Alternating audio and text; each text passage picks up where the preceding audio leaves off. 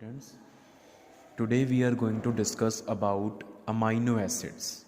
What are amino acids? They are the compounds which contain both an amino group and an acidic group. अगर किसी भी compound ਦੇ ਵਿੱਚ amino group ਤੇ acidic group ਦੋਨੋਂ ਪਏ ਹੋਣ ਤਾਂ ਸੱਚ ਕੰਪਾउंड इज कॉल्ड अमाइनो एसिड. तो acidic group is carboxylic acid group. This is carboxylic acid group COOH. say this compound is attached to this carbon. this is a compound. इस carbon ਨੂੰ ਇਹ carboxylic acid group ਲੱਗਿਆ ਹੋਇਆ. अगर इस carbon ਤੇ ਅਸੀਂ ਇੱਕ ਅਮਾਈਨੋ ਗਰੁੱਪ ਵੀ ਲਗਾ ਦਈਏ, NH2 ग्रुप भी लगाता और बाकी से एक R लग्या होया एक H लग्या होया वा, तो this compound is called amino acid. इनू असी अमाइनो एसिड का नाम देवांगे. And this amino acid is very specifically the alpha amino acid. इनू असी अल्फा अमाइनो एसिड भी बोलते हैं. क्यों अल्फा अमाइनो एसिड आ? क्योंकि आ कार्बोक्सिलिक एसिड ग्रुप है which is the main functional group, primary functional group, and it is attached to this carbon, so this carbon is designated as alpha carbon. and alpha carbon ਦੇ ਉੱਪਰ ਹੀ amino group ਲੱਗਿਆ ਹੋਇਆ ਵਾ, ਇਸ ਕਰਕੇ ਅਸੀਂ ਕਹਿੰਦੇ ਆ ਕਿ this is alpha amino acid. ਮੰਨ ਲਓ ਇਸ ਕਾਰਬਨ ਤੋਂ ਨੈਕਸਟ ਕਾਰਬਨ R ਜਿਹੜੀ ਆ, R ਦੇ ਵਿੱਚ ਵੀ ਕੋਈ ਕਾਰਬਨ ਹੋਏਗੀ, ਉਹ ਹੋਏਗੀ ਬੀਟਾ ਕਾਰਬਨ. ਅਗਰ NH2 ਉਹਦੇ ਉੱਪਰ ਲੱਗਿਆ ਹੁੰਦਾ it wood have been beta amino acid. ਮੰਨ ਲਓ NH2 ਉਸ ਤੋਂ ਵੀ ਨੈਕਸਟ ਕਾਰਬਨ ਤੇ ਲੱਗਿਆ ਹੁੰਦਾ it wood have been Gama amino acid. So depending upon the position of amino group, we classify the amino acids as alpha amino acids, beta amino acids and gamma amino acids. But in detail we are going to study about only alpha amino acids. ठीक है जी. तो ये इन्हां दा basic formula हो गया जिहड़ा general formula amino acids दा.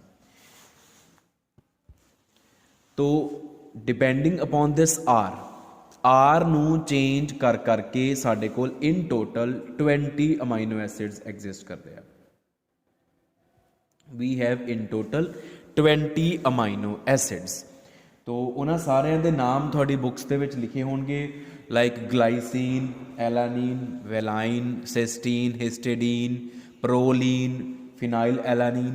all these are the amino acids and in total we have 20 amino acids, not more than 20 amino acids. ठीक है जी. आर ਨੂੰ ਚੇਂਜ ਕਰ ਕਰਕੇ ਇਹ ਅਮਾਈਨੋ ਐਸਿਡਸ ਬਣਦੇ ਆ, ਬਾਕੀ ਸਟਰਕਚਰ ਸਾਰੀ ਸੇਮ ਰਹਿੰਦੀ ਆ. ਫॉर एग्जांपल ਅਗਰ ਇੱਥੇ ਆਰ ਜਿਹੜਾ ਹੈ, if R is simply the hydrogen then the amino acid is glycine. ਠੀਕ ਹੈ. ਇਹਦੀ ਸ਼ਾਰਟ ਫਾਰਮ ਹੁੰਦੀ ਹੈ GLY. ਆਪਾਂ ਤਿੰਨ ਅਲਫਾਬੈਟਸ ਦੇ ਕੰਬੀਨੇਸ਼ਨ ਦੇ ਨਾਲ ਇਹਨਾਂ ਦੀ ਐਬਰੀਵੇਸ਼ਨ ਲਿਖਦੇ ਆ. ਸ਼ਾਰਟ ਫਾਰਮ ਹੁੰਦੀ ਹੈ GLY. ਠੀਕ ਹੈ.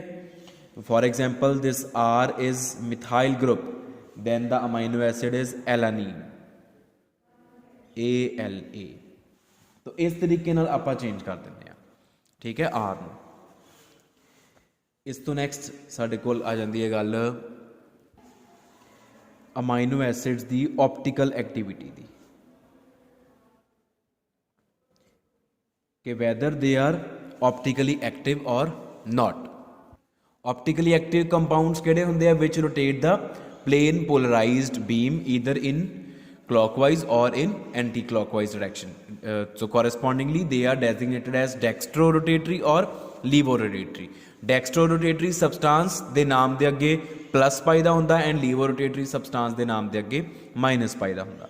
ਤੋ ਸਿਰਫ ਗਲਾਈਸੀਨ ਨੂੰ ਛੱਡ ਕੇ, except glycine, all other amino acids are optically active. सिर्फ ग्लाइसिन ਨੂੰ ਛੱਡ ਕੇ ਬਾਕੀ ਸਾਰੇ ਅਮਾਈਨੋ ਐਸਿਡਸ ਜਿਹੜੇ ਆ ਉਹ optically active ਆ. ਕਿਉਂ? because all other amino acids contain chiral carbon. ਬਾਕੀ ਸਾਰਿਆਂ ਦੇ ਕੋਲ chiral carbon ਹੈਗੀ ਆ. ਜਿਹੜੀ ਅਲਫਾ ਕਾਰਬਨ ਆ ਇਹ chiral carbon ਆ. ਗਲਾਈਸੀਨ ਦੇ ਵਿੱਚ ਕਿਉਂ ਨਹੀਂ? ਆ ਗਲਾਈਸੀਨ ਆ, ਦੇਖੋ ਦਿਸ ਇਜ਼ ਗਲਾਈਸੀਨ. ਐਂਡ ਕਾਇਰਲ ਕਾਰਬਨ ਕਿਹੜੀ ਹੁੰਦੀ ਆ? ਇੱਕ ਐਸੀ ਕਾਰਬਨ ਜਿਹਦੇ ਚਾਰੋਂ ਗਰੁੱਪਸ ਡਿਫਰੈਂਟ ਹੋਣ. ਹੁਣ ਇਹਦੇ ਵਿੱਚ ਚਾਰੋਂ ਗਰੁੱਪਸ ਡਿਫਰੈਂਟ ਨਹੀਂ ਹੈਗੇ, ਇਸ ਕਾਰਬਨ ਤੇ 2 ਹਾਈਡਰੋਜਨ ਸੇਮ ਹੋ ਗਏ, तो this carbon is not chiral carbon, this is a chiral. तो जे आप इदा ही एलानीन की गल करिए, alanine is, this is alanine, और ये आवली कार्बन कायरल कार्बन है, ये उपर आप स्टार पाता, this is chiral, and due to presence of this asymmetric chiral carbon this compound is optically active. सारे अमाइनो एसिड्स ऑप्टिकली एक्टिव आ एक्सेप्ट ग्लाइसिन, ठीक है, ईदर दे आर डेक्स्ट्रोरोटेटरी और they are levorotatory. Next we talk about their configuration. Configuration we have studied two types of configuration, D and L configuration, आप दो तरह दी पढ़ चुके हैं। D and L configuration, D configuration दे विच की हुंदा, अगर लास्ट कायरल कार्बन दे उपर if upon last chiral carbon जिहड़ा हाइड्रोजन आ अगर वो लैफ्ट साइड ते आ तां वो डी कॉन्फिगरेशन आ, अगर लास्ट कायरल कार्बन ते हाइड्रोजन राइट हैंड साइड ते आ तां वो एल कॉन्फिगरेशन आ। तो जदों भी आपां अमाइनो एसिड्स की स्टडी करते हैं तो it has been observed that all the amino acids they belong to L series. The configuration of all the amino acids is L. All amino acids belong to L series. तो अगर L series नूं belong करते इस करके फिर जदों भी आपां इन्हां नूं लिखना वा ऐदां लिखना, देखो आ होगी कायरल कार्बन, इस क्रॉस के उपर कायरल कार्बन आ गई, ठीक है, इत्थे हो गया COOH, इत्थे हो गया NH2, ठीक है, इत्थे हाइड्रोजन आऊगा और इत्थे R आऊगा। इस तरीके नाल लिखांगे अब जदों भी आपां लिखांगे इन्हां नूं। तो now you can see this is the chiral carbon, ठीक है, ये इक्को एक कायरल कार्बन आ, सो पहली भी यही है तो लास्ट भी यही है, this is the only chiral carbon we can say, तो ये लास्ट कायरल कार्बन। अगर इस आर दे विच कोई कायरल कार्बन होगी भी तो लास्ट तो फिर भी आही वाली बनूगी, this carbon, this alpha carbon is the last chiral carbon of this molecule, ठीक है। अगर आर दे विच कोई कायरल कार्बन नहीं तो फर्स्ट भी यही लास्ट भी यही, जे इस आर दे विच कोई होर कायरल कार्बन आ गई तो लास्ट फिर यही होएगी, तो लास्ट कायरल कार्बन ते हाइड्रोजन जिहड़ा वा वो राइट साइड ते लग्या होया वा, that's why this is L amino acid. This is the Fisher projection of amino acid, Fisher formula. So all amino acids are L amino acids. इस तो नेक्स्ट बेटा आप गल करते हैं about the types of amino acids. तो we categorize amino acids into different types on different basis, different basis के उपर इन्हां दियां डिफरेंट कैटेगरीज बनिया। लाइक सब तो पहला जी सब तो इंपॉर्टेंट कैटेगराइजेशन है essential and non essential amino acids.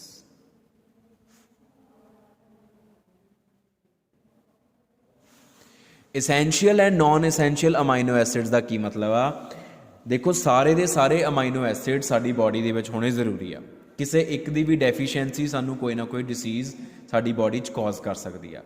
तो सारियां दी जिहड़ी प्रॉपर अमाउंट जिन्नी बॉडी नूं चाहीदी आ अगर वो मिलूगी तां ही साडी बॉडी की फंक्शनिंग प्रॉपर होएगी और बॉडी च डिसीज़ नहीं होणगियां अमाइनो एसिड्स की deficiency वालियां।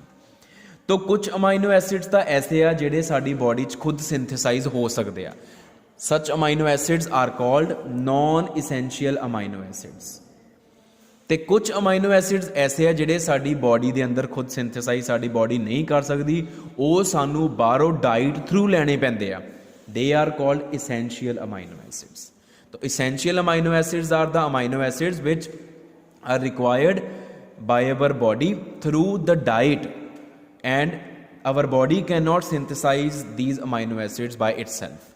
And non-essential which can be synthesized within our body by itself. अपने आप हो सकते हैं, बॉडी अपने आप कर सकती है। ये होगी essential and non-essential amino acids. तो out of total 20 amino acids 10 are essential and 10 are non essential. हम इसेंशियल दी एक दो एग्जांपल्स अगर आप गल करिए, हिस्टिडीन, हिस्टिडीन इज इसेंशियल, ये साडी बॉडी खुद सिंथेसाइज नहीं कर सकती। ल्यूसीन, आइसोल्यूसीन, तो ये दो तीन एग्जांपल्स तुसी इसेंशियल दी कैटेगरी लिख सकते हो। नॉन इसेंशियल जिहड़े साडी बॉडी अपने बन सकते हैं, एलानीन, ग्लाइसिन, आर्जिनीन। तो ये नॉन इसेंशियल आ साडी बॉडी च, अपने आप सिंथेसाइज ये हो जाते हैं। सैकेंड कैटेगरी है अमाइनो एसिड्स की साडे कोल on the basis of their acidic और बेसिक नेचर। तो तीन तरह के आ, neutral, acidic and basic amino acids. Neutral amino acids किहड़े आ, जिन्हां च नंबर ऑफ अमाइनो ग्रुप ते number of carboxylic acid group are same. जिन्ने COOH उन्ने NH2, they are neutral amino acids. For example alanine, अगर आप एक एग्जाम्पल की गल करिए। एसिडिक अमाइनो एसिड्स ऐसे अमाइनो एसिड्स जिन्हां दे विच number of carboxylic group, number of acidic group is more than number of amino group, number of basic group. जिन्हां दे विच एक्सट्रा कार्बोक्सिलिक एसिड ग्रुप होवे, ज़्यादा होण अमाइनो ग्रुप तो, वो हुंदे acidic. For example aspartic acid.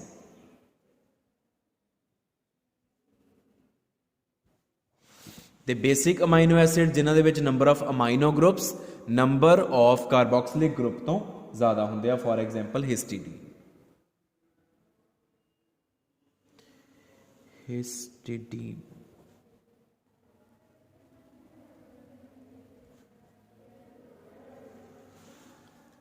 ते थर्ड कैटेगरी है on the basis of nature of side chain. जिहड़ी आ साइड चेन आर जिहड़ा आपां लिखिआ वा, ये साइड चेन आ अमाइनो एसिड दी, इहदी नेचर दे बेसिस ते, इहदी स्ट्रक्चर दे बेसिस ते। तो वो अपने कोल आगे चार तरह दे आ, with amino acids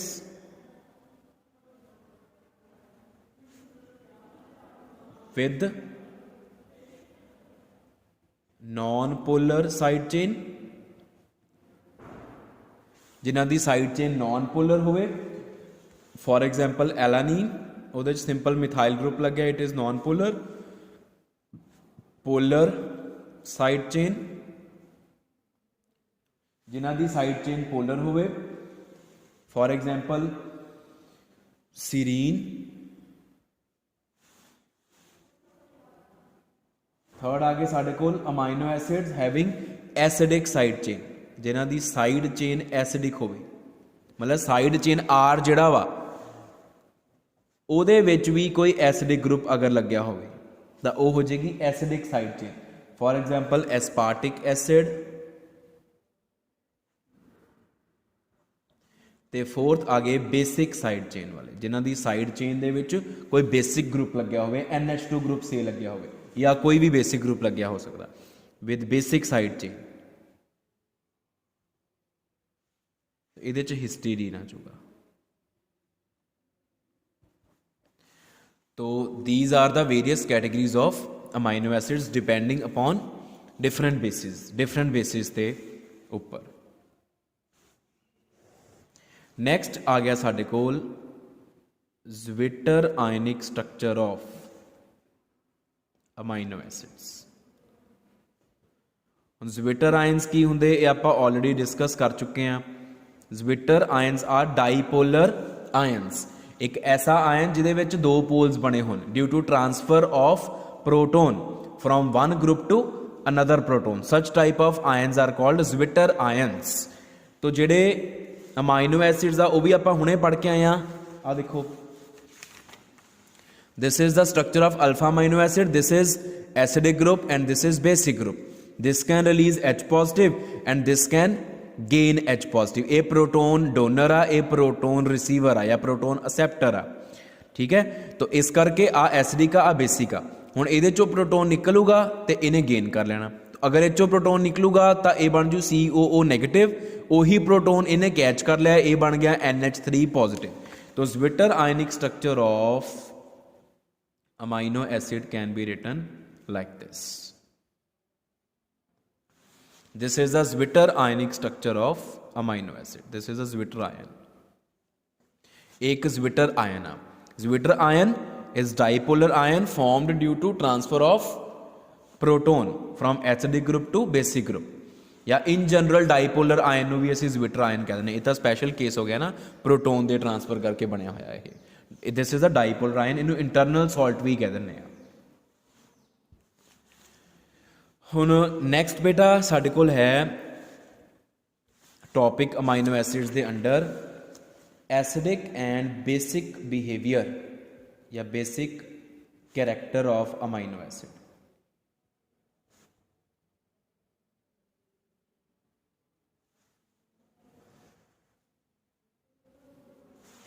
acidic and basic character of amino acid. तो आप अमाइनो एसिड की स्ट्रक्चर पढ़ के आए हैं और वो आप देखते कि this is the acidic group and this is the basic group because it can give proton, it can catch proton. तो ये जड़ा इस अमाइनो एसिड का एसिडिक करैक्टर आ कार्बोक्सिलिक एसिड ग्रुप करके आ, बेसिक करैक्टर अमाइनो ग्रुप करके आ। पर उस तो बाद आप ये स्टडी कर लिया कि experimentally it has been observed that the amino acid जिन्ने भी अमाइनो एसिड्स आ all of them exist as zwitter ions. जिहड़ी न्यूट्रल वाली स्ट्रक्चर आ वाली न्यूट्रल तो सॉरी ये भी हैगी आ, जिहड़ी आ वाली स्ट्रक्चर आ अमाइनो एसिड्स दी वो तो एग्जिस्ट ही नहीं करती। The actual structure of amino acids is this zwitter ionic structure. तो हुण एसिडिक एंड बेसिक करैक्टर जिहड़ा वा वो डिफरेंट हो गया। हुण मान लो कि साडे कोल आ एक zwitter ion, this is a zwitter ion, आ एक अमाइनो एसिड आ, this is the actual structure of amino acid zwitter ionic structure. ठीक है, हुण आपां मान लो इहदा एक्वस सोल्यूशन बना लिया, इनू पानी च घोल लिया तो असी अज्यूम किया एक न्यूट्रल सोल्यूशन है बिकॉज ये जिन्ना पॉजिटिव चार्ज उन्ना ही नैगेटिव चार्ज आ, एक एसिडिक ग्रुप आ एक बेसिक ग्रुप आ, इस करके ये न्यूट्रल सोल्यूशन हो गया। ठीक है, ये है मान लो स्ट्रक्चर 1, इनू असी स्ट्रक्चर 1 बोल दें which is neutral structure of amino acid. हुण मान लो कि आपां इहदे विच कुछ अमाउंट ऑफ बेस ऐड करती, we add some amount of base. Base का मतलब असी OH नैगेटिव ऐड करता। हुण OH नैगेटिव जिहड़ा वा COO नैगेटिव तो इनू करूगा रिपैल, लेकिन NH3 पॉजिटिव इनू अट्रैक्ट करूगा। तो OH नैगेटिव NH3 पॉजिटिव वाल गया और उहदे तो H पॉजिटिव कट के उन्हें सैपरेट कर लिया because it is the base, तो बेस का काम है एसिड दे नाल कंबाइन करना। तो बेस OH नैगेटिव ने NH3 पॉजिटिव तो H पॉजिटिव सैपरेट कर लिया, प्रोटोन एब्सट्रैक्ट कर लिया, प्रोटोन रिमूव कर लिया, तो वाटर बन गया। जदों इत्थों प्रोटोन निकल गया ये बन गया NH2 RCHCOO negative NH2, it has become neutral. ठीक है, तो NH2 NH3 पॉजिटिव तो NH2 न्यूट्रल हो गया, तो COO negative remains COO negative. हुण अगर आप इहदी गल करिए जिहड़े फस्ट कंपाउंड आ compound number 1 it was electrically neutral but this compound 2 is not electrically neutral, a negatively charge आ, सो दिस इज एनायन। तो इनू आप नाम दे दें दिस इज एनायन 2।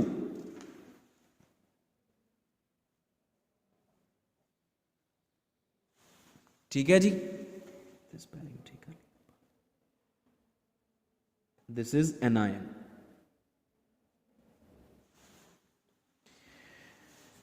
ते अगर आप इस न्यूट्रल अमाइनो एसिड दे विच एसिड पा दी, if we add H positive, तो हुण positive charge it will be attracted by negative charge COO negative, और COO नेगेटिव दे नाल जाके कंबाइन हो गया and we got R CH COOH ते NH3 पॉजिटिव एज सच पिया होया। तो इहदा मतलब हुण जिहड़ा आ कंपाउंड बनिया, जिहड़ी स्पीशीज़ बनी आ, ये ओवरऑल पॉजिटिवली चार्ज आ, तो इनू असीं लिखते हैं दिस इज कैटायन एंड इहदा नाम रखता आपां कैटायन 3। तो इहदा मतलब की आ कि जदों अमाइनो एसिड दे विच असीं बेस पाने आ तां ओह रिएक्ट करता NH3 पॉजिटिव दे नाल। NH3 पॉजिटिव नूं असीं बोलते हैं ammonium group, NH2 group is amino group, NH3 positive is ammonium group, OH negative combines with ammonium group. तो इट मीनस कि जिहड़ी इस अमाइनो एसिड दी एसिडिटी आ वो है ड्यू टू अमोनीयम ग्रुप, क्योंकि अमोनीयम ग्रुप H पॉजिटिव दे रहा वा OH नैगेटिव, तो जिहड़ी अमाइनो एसिड दी बेसिसिटी आ वो हैगी आ ड्यू टू COO नैगेटिव, क्योंकि H पॉजिटिव COO नैगेटिव दे कोल जा रहा वा। Carboxylate group, COO negative group is called carboxylate group. तो आ बहुत ध्यान नाल सीखण वाली चीज़ आ, नवीं चीज़ आ।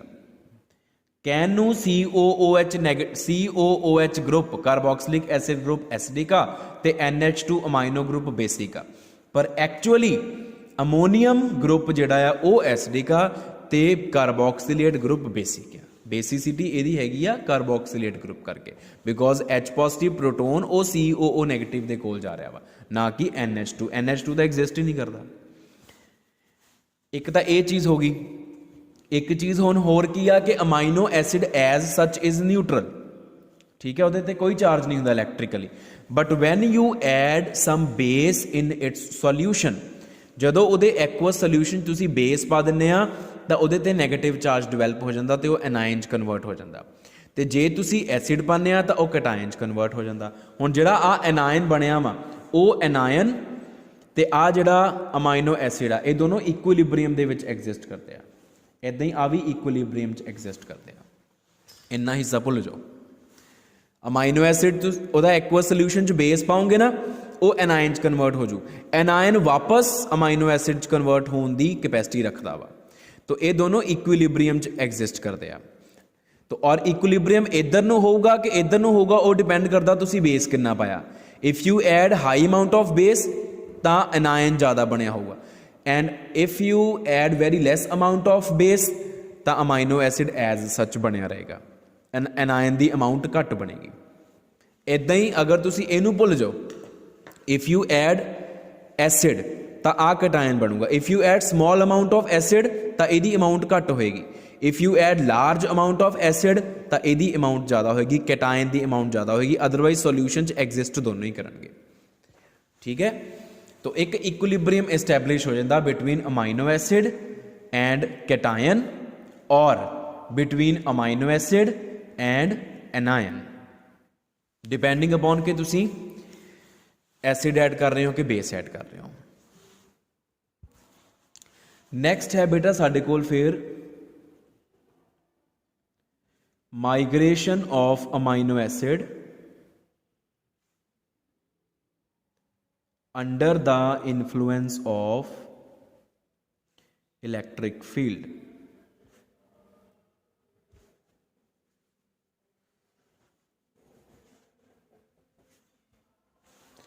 कि मान लो किसी container they which aqueous solution of amino acid पिया होया, ठीक है जी, और आले दुआले तुसी इलैक्ट्रिक फील्ड, इधरले पासे तुसी पॉजिटिव प्लेट रखती, इधरले पासे तुसी नैगेटिव प्लेट रखती। अमाइनो एसिड किधरले पासे मूव करेगा, वो डिपेंड करता वा उहदी pH के उपर। माइग्रेशन जिहड़ी आ of amino acid towards cathode, cathode हुंदा नैगेटिवली चार्ज, और anode, anode is positively charged, depends upon pH of the solution। Solution दी pH ते डिपेंड करता। हुण वो सॉल्यूशन दी pH ते किद्दां डिपेंड करता, इफ pH इज हाई, अगर pH हाई है, pH हाई का मतलब basic medium, you have added base in the aqueous solution, तुसी बेस पाओगे तो ही pH हाई होगी ना। अब इफ pH इज हाई मतलब बेसिक मीडियम, तो फिर जो आप बेस ऐड करते हैं अमाइनो एसिड के विच, तो वह एनायन च कन्वर्ट हो जाता, then it is converted into anion. Anion means negative charge, तो फिर वो किहदे वाल मूव करेगा, वो एनोड वाल मूव करेगा। If pH is high means base has been added in aqueous solution of amino acid, the base will convert amino acid into anion 2, more amount of anion 2 will be formed, and in such case the amino acid, that is the anion 2, will migrate towards anode, ਤਾਂ ਉਹ anode ਵੱਲ move ਕਰੇਗਾ। migration towards anode, ठीक है जी। second case, if pH is low, pH लो का मतलब की हो गया एसिडिक मीडियम, तो एसिडिक मीडियम ਜਦੋਂ ਤੁਸੀਂ ਅਮਾਈਨੋ ਐਸਿਡ ਦੇ ਐਕੁਅਸ ਸੋਲਿਊਸ਼ਨ 'ਚ ਐਸਿਡ ਪਾ ਦਿੰਦੇ ਆ ਤਾਂ ਅਮਾਈਨੋ ਐਸਿਡ ਕੈਟਾਇਨ 'ਚ ਕਨਵਰਟ ਹੋ ਜਾਂਦਾ ਤੇ ਕੈਟਾਇਨ ਫਿਰ ਕੈਥੋਡ ਵੱਲ ਮੂਵ ਕਰੇਗਾ ਕਿਉਂਕਿ ਕੈਥੋਡ ਨੈਗੇਟਿਵਲੀ ਚਾਰਜਡ ਆ। ਮਾਈਗ੍ਰੇਸ਼ਨ ਟੂਵਰਡਸ ਕੈਥੋਡ, याद रखना ये रट्टा मारन की लोड़ नहीं, सारा कुछ तुहानूं मैं समझाता होया। You add one H positive, that H positive will combine with COO negative, negative charge vanished, only one positive charge, one amino acid molecule is converted into cation, it will move towards cathode. You add 10 H positive, 10 COO negative groups या 10 amino acid molecules will get converted into cations, 10 amino acid cations will migrate towards cathode. तो जिन्ना तुसी acid पाई जाओगे उन्नी ज़्यादा migration cathode वाल हो ही जाएगी। इस तो ऑपोजिट जिन्ना बेस पाई जाओगे उन्नी माइग्रेशन एनोड वाल हो ही जाएगी अमाइनो एसिड की। ठीक है, तो यह है migration of amino acid under the influence of electric field. हुण तुसी देखो कि अगर pH नूं असी हाई करके रखिए, इफ pH इज हाई तां अमाइनो एसिड एनोड वाल मूव करदा क्योंकि वो एनाइन कन्वर्ट होया हुंदा। इफ pH इज लो तां वो कैथोड वाल मूव करदा क्योंकि वो कैटाइन कन्वर्ट होया हुंदा। तो आपां pH नूं अगर इस तरीके नाल एडजस्ट कर दईए कि उहदी नैट माइग्रेशन 0 होवे, if pH is adjusted in such a way that net migration of amino acid is 0, neither it migrates towards anode nor towards cathode। तो यह जी जिहड़ी pH uh, this pH value is called isoelectric point of amino acid।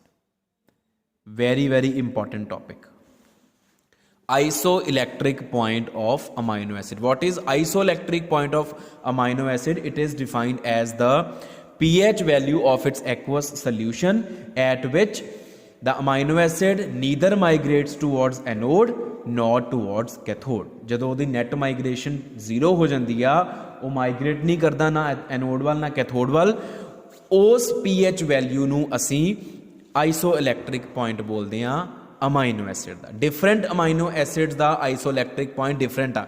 It is not necessarily 7। ਆਪਾਂ ਕਹਿੰਦੇ ਕਿ 7 is the neutral pH value. तो amino acids ਦੇ case ਦੇ ਵਿੱਚ ਦਿਸ ਨਿਊਟਰਲ pH ਵੈਲਿਊ ਜਾਂ ਆਈਸੋਇਲੈਕਟ੍ਰਿਕ ਪੁਆਇੰਟ ਜਿਹੜਾ ਵਾ ਉਹ 7 ਦੇ ਬਰਾਬਰ ਨੈਸੈਸਰਲੀ ਨਹੀਂ ਹੁੰਦਾ, ਯੂਜੂਅਲੀ 6 ਦੇ ਬਰਾਬਰ ਹੁੰਦਾ ਵਾ। Most of the amino acids ਦਾ ਜਿਹੜਾ pH ਵੈਲਿਊ ਆ ਉਹ 6 ਆ। 6 ਤੋਂ ਜ਼ਿਆਦਾ ਵੀ ਹੋ ਸਕਦਾ, 6 ਤੋਂ ਘੱਟ ਵੀ ਹੋ ਸਕਦਾ ਵਾ। ਤਾਂ ਇਹਦਾ 7 ਦੇ ਨਾਲ ਕੋਈ ਕੰਸਰਨ ਨਹੀਂ ਹੈ। ਠੀਕ ਹੈ, because here we talk about the charges. here we are not going to discuss about the acidic or basic medium, more preferably here we talk about charge कि चार्ज होगा तो माइग्रेशन होएगी। चार्ज कित्थे जाके न्यूट्रल हुंदा वो amino acid the structure ते depend करता। जिहड़ा आइसोइलेक्ट्रिक पॉइंट है इनू असीं PI लिखते हैं, it is abbreviated as PI। तो PI दी वैल्यू जिहड़ी आ वो स्ट्रक्चर ते डिपेंड करती है अमाइनो एसिड ते कि उहदी स्ट्रक्चर किहो जी है। ठीक है, तो आ जी माइग्रेशन आ टूवर्ड्स एनोड एंड कैथोड ये हुण PI दे नाल कंपेयर करते हैं। तो एक साडे कोल जनरल रूल बन गया। वो जनरल रूल की बनिया, if for an amino acid aqueous solution, किसी भी अमाइनो एसिड दे एक्वस सल्यूशन दे लई first case pH is greater than its PI। Amino acid का PI मान लो 6 आ, तो जे उहदे एक्वस सल्यूशन की pH वैल्यू 6 तो ज़्यादा होगी तो माइग्रेशन होएगी, माइग्रेशन टूवर्ड्स एनोड। तो अमाइनो एसिड एनोड वाल माइग्रेट करेगा। if pH of the aqueous solution of amino acid is less than its isoelectric point, then migration towards cathode. And if the pH of aqueous solution of amino acid is equal to its isoelectric point, no net migration. कोई migration नहीं होनी फिर, neither towards cathode nor towards anode. So this is about the isoelectric point of amino acid, which is very important topic to be discussed.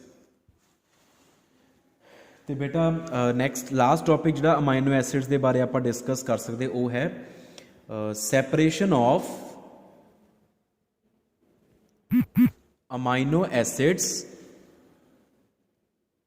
From their mixtures. कि मान लो अमाइनो एसिड्स का मिक्सचर आ साडे कोल ते उस मिक्सचर दे विचों आपां अमाइनो एसिड्स नूं सैपरेट करना। तो जिहड़ी आपां टैक्नीक यूज़ करते हैं the technique used is electrophoresis. Electrophoresis बेटा एक जनरल टैक्नीक हुंदी आ। It is a technique to separate components of a mixture on the basis of the movement of components under the influence of electric field. किसी भी mixture के components नू separate करते हैं जदों इलैक्ट्रिक फील्ड के इन्फ्लुएंस के अंडर, वो इलैक्ट्रोफोरेसिस टैक्नीक कहलाई जाती। That technique is called electrophoresis. क्योंकि हुण अमाइनो एसिड्स भी चार्जड हुंदे आ, they exist in cationic form, anionic form and in neutral form depending upon the pH of the solution and depending upon their pI values. ठीक है, तो उहदे basis ते आपां इलैक्ट्रोफोरेसिस टैक्नीक अप्लाई कर सकते हैं मिक्सचर दे विचों अमाइनो एसिड्स नूं सैपरेट करन दे लई। तो आपां इहदे वास्ते करदे की आ, मान लो एक पेपर स्ट्राइप है, this is a paper stripe. ठीक है, इन्हों आप पेपर इलैक्ट्रोफोरेसिस बोल देने हैं। This is a paper stripe और अपने कोल मिक्सचर हैगा वा, we have mixture of 3 amino acids. Just assume किहड़े-किहड़े, दैट इज एक है अपने कोल एस्पार्टिक एसिड, इनू आपां ए लिखांगे। एक है साडे कोल एलानीन या एस्पार्टिक एसिड जिहड़ा वा, चलो इनू ए लिख लिया, एलानीन नू आपां ए डैश लिख लिया। ते एक है साडे कोल लाइसीन, इनू आपां एल लिख लिया। इन्हां तिन्नां नू दे मिक्सचर दे विचों आपां तिन्नां नू सैपरेट करना। ठीक है जी, तो आपां की करदे आ इन्हां तिन्नां दा मिक्सचर। हुण एक पेपर स्ट्राइप आ, इस पेपर स्ट्राइप नू आपां एक बफर सोल्यूशन च डिप कर लिया। बफर सोल्यूशन किहड़े हुंदे? The solution whose pH value does not change upon adding small amount of acid और बेस। थोड़ा बहुत एसिड बेस पा भी देइए बफर सोल्यूशन तो उहदी पीएच वैल्यू नू फर्क नहीं पैंदा। तो आपां इस पेपर स्ट्राइप नू एक बफर सोल्यूशन डिप कर लिया जिहदी पीएच वैल्यू सीगी 6। तो इस पेपर स्ट्राइप दी हुण पीएच वैल्यू 6 आ और इहदी सेंटर दे विच आपां इह मिक्सचर रखता।